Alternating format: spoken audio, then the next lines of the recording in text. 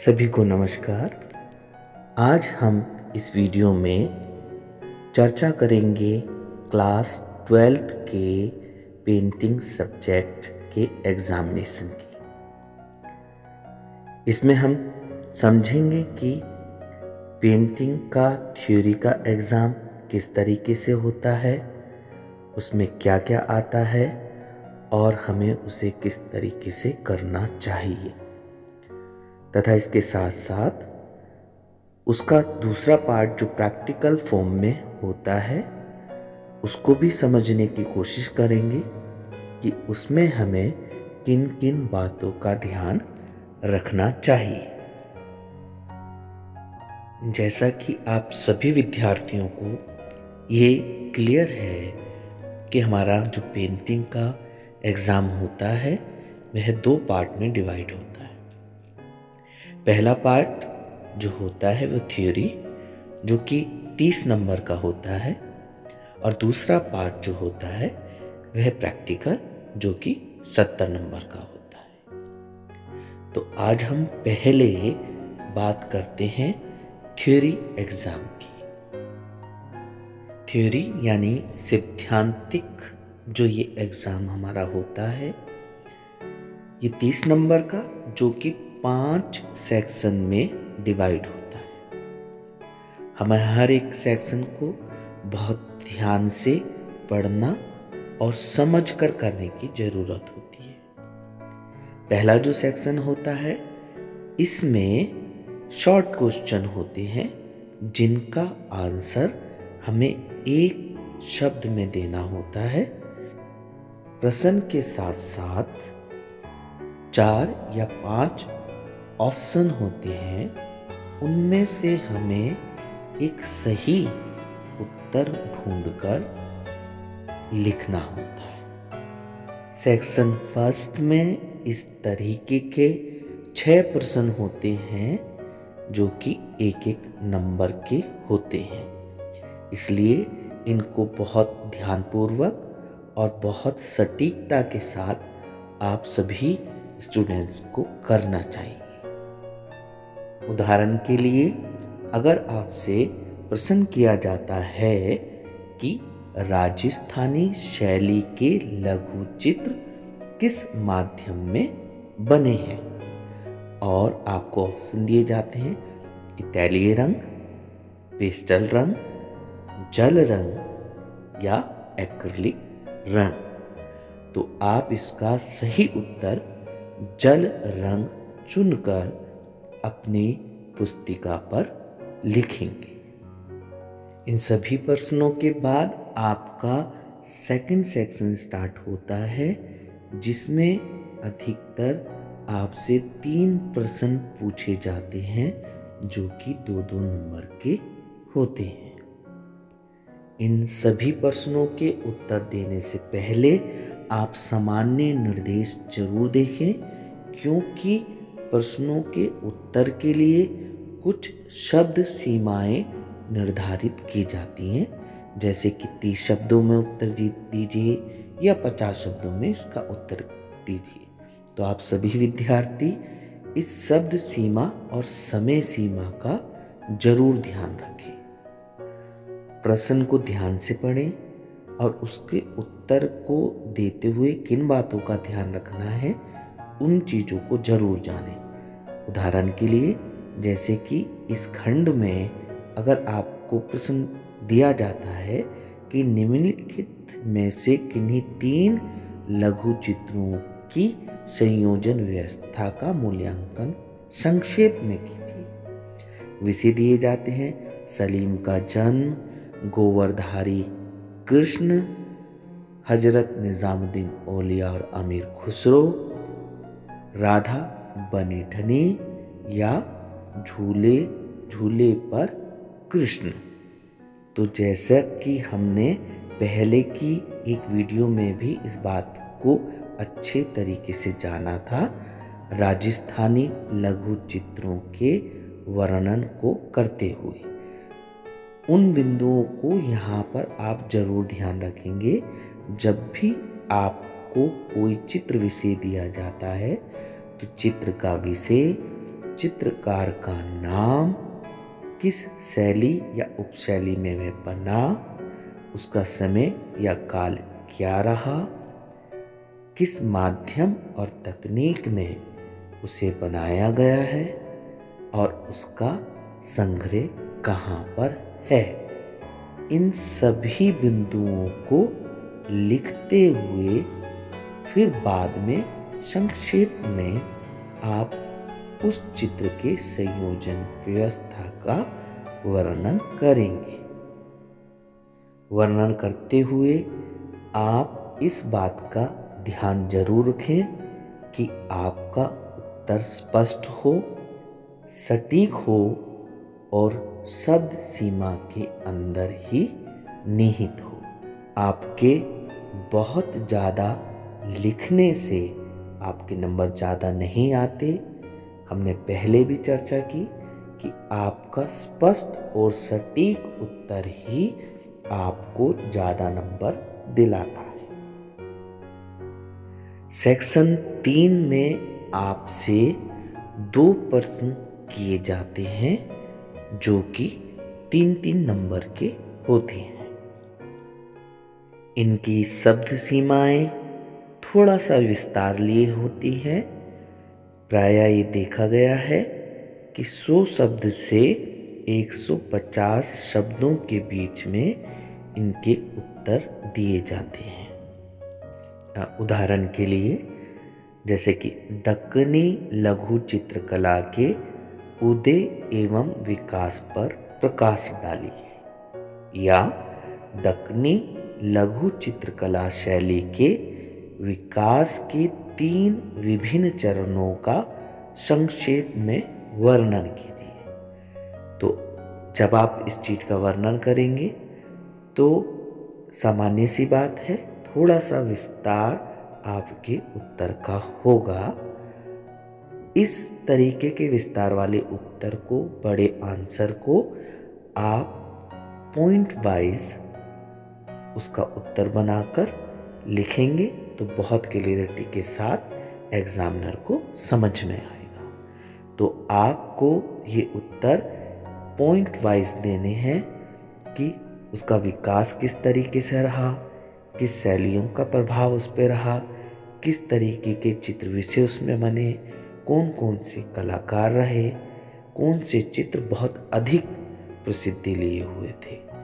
जब आप अपने हिसाब से उन बिंदुओं को विभाजित करेंगे तो उत्तर में एक स्पष्टता भी आएगी और एक सटीक उत्तर देने का तरीका भी पता चलता है एग्जामिनर को। तो आप इस बात का जरूर ध्यान रखें जो कि लॉन्ग आंसर वाले सवाल हैं उनको करते हुए। सेक्शन 4 में आपसे एक ही सवाल पूछा जाता है, उसकी शब्द सीमाएं जो कि सामान्य निर्देश में स्पष्ट रूप से लिखी हुई होती है कि प्रश्न का उत्तर लगभग 200 शब्दों में लिखिए। तो आप इस शब्द सीमा का ध्यान रखते हुए उसका उत्तर करेंगे। इसमें एक बात का आप ध्यान रखेंगे कि अगर आपसे प्रश्न किया जाता है कि निम्नलिखित में से किन्हीं 2 पर संक्षिप्त टिप्पणी लिखें और नीचे आपको कोई 4 विषय दिए होंगे, तो 2 विषयों को आप चयन करेंगे, सिलेक्ट करेंगे और उन दोनों विषयों का उत्तर जो है वह 200-200 शब्दों में देंगे। आप विषय को उसी तरीके से सिलेक्ट करें जो विषय आप अच्छे तरीके से कर पाए। जैसे कि बीकानेर शैली के चित्र, बसोली शैली के चित्र, या कोई 2 कलाकार या कोई कलाकृति का विषय भी आपको दे सकते हैं। तो उन चारों में से उनको आप सिलेक्ट करें जिसका उत्तर आप बहुत अच्छे से दे सकें। उदाहरण के लिए जैसे कि बीकानेर शैली का चित्र अब राजस्थान शैली की उपशैली बीकानेर है, तो आप राजस्थानी शैली के बारे में पहले लिखेंगे, थोड़ा सा उसका उदय और विकास के बारे में लिखेंगे। फिर शैलीगत जो उसके उपकेंद्र हैं बीकानेर, उसकी विशेषता, उसमें जो चित्र विषय बने, कौन कौन से चित्रकार मुख्य रूप से उस स्कूल में रहे, उस शैली में रहे, ये जरूर लिखेंगे। अगर किसी कलाकार के बारे में या किसी कला विषय के बारे में पूछा जाता है तो उसको भी आप समय, काल, किस शैली में वो रहा, किस चित्रकार ने बनाया, उसके अंदर क्या दिखाया गया है, इन बिंदुओं को ध्यान में रखते हुए उस चित्र विषय का आप वर्णन करेंगे। खंड 5 में भी यानी कि सेक्शन 5 में भी आपसे एक प्रश्न पूछा जाता है जिसका उत्तर 200 से 300 शब्दों के बीच में होता है। वह प्रश्न विस्तार लिए हुआ होता है। उदाहरण के लिए जैसे कि राष्ट्रवाद को बढ़ावा देने में बंगाल स्कूल का क्या योगदान रहा, या दक्कनी शैली की चित्रकला। अगर इस तरीके के सवाल आते हैं तो आपने उसको लिखते हुए बिंदुओं का ध्यान जरूर रखना है। जैसे कि अगर हम कहें कि दक्कनी शैली की चित्रकला के विषय में अगर हमने उत्तर देना है तो सबसे पहले उसका उदय एवं विकास, दूसरी बिंदु में दक्कनी कला के 3 विभिन्न चरण जो रहे, पहला चरण, दूसरा और तीसरा चरण, ये बिंदुवार हम उसको उत्तर देंगे। फिर इसके बाद दक्कनी कला शैली की विशेषताएं जो रही उसके बारे में हम थोड़ा सा वर्णन जरूर करेंगे। कौन कौन से विषय मुख्य रूप से इसमें बने और कौन कौन चित्रकार इस दक्कनी लघु चित्र शैली में काम करते थे। इसको लिखने के साथ साथ 1 या 2 चित्रों का विषय लिखते हुए उसका संक्षिप्त रूप में आप वर्णन करें। इस तरीके से बिंदुवार अगर आप लिखेंगे तो आपका उत्तर बहुत ही अच्छा होगा। तो यह तो आपका एग्ज़ाम था थ्योरी बेस, जो कि हमने जाना कि किस किस तरीके से हमने क्या क्या करना चाहिए और किन बातों का ध्यान रखना चाहिए। 70 नंबर का आपका प्रैक्टिकल एग्ज़ाम भी होता है। ये 3 पार्ट में डिवाइड होता है। पहला पार्ट कि आपका जो पोर्टफोलियो, जो आप पूरा साल काम करते हैं, एक हाफ इम्पीरियल की फाइल बनाते हैं, उसमें 15 से 20 चित्र आपके होने चाहिए। ये फाइल, ये पोर्टफोलियो आपका 20 नंबर का होता है। इसमें ऑब्जेक्ट ड्राइंग भी होना चाहिए, ऑब्जेक्टिव पेंटिंग भी होना चाहिए। इसके साथ साथ कंपोजिशन पेंटिंग होनी चाहिए जो फिगरेटिव हो, तथा कोई भी एक ट्रेडिशनल या फोक आर्ट पर आधारित चित्र भी आपके इस फाइल में होने चाहिए। ये पूरी फाइल आपकी एग्जामिनर देखें और ये फाइल जो है 20 नंबर की आपकी होती है। 2 प्रैक्टिकल एग्जाम आपके होते हैं, एक नेचर एंड ऑब्जेक्ट स्टडी और दूसरा painting composition. Nature and object study में एग्जाम रूम में आपके ऑब्जेक्ट और नेचर से रिलेटेड, जैसे कोई फ्रूट है, वेजिटेबल है, उसके साथ साथ एक ऑब्जेक्ट, 2-3 ऑब्जेक्ट का एक ग्रुप बनाकर आपके सामने रखा जाता है, जो कि एक निश्चित समय में आपको देखकर शीट पर बनाकर और रंग भरने होते हैं। इस ऑब्जेक्टिव एग्ज़ाम को करते हुए हमें रियलिस्टिक मैनर का, पर्सपेक्टिव का, लाइट एंड शेड का और कलर एप्लीकेशन का अच्छे से ध्यान रखना होता है। और पूरा ऑब्जेक्ट जो वहाँ पर हमारे सामने रखा है, हमने कैसे शीट पर उसका प्लेसमेंट किया है, कैसे कंपोज अपनी शीट पर किया है, इस बात का भी आपको ध्यान रखना चाहिए। इसके बाद आपका एक और एग्ज़ाम होता है पेंटिंग कंपोजिशन का। ये भी हाफ इम्पीरियल शीट पर आपको बनाना होता है। एग्जामिनर आपको कुछ यानी कि 4 या 5 टॉपिक देते हैं। उस टॉपिक में से एक टॉपिक को सिलेक्ट कर कर आपको ड्राइंग पेंटिंग करना होता है। इसमें कंपोजिशन का ध्यान रखना है, फिगरेटिव वर्क का ध्यान रखना होता है।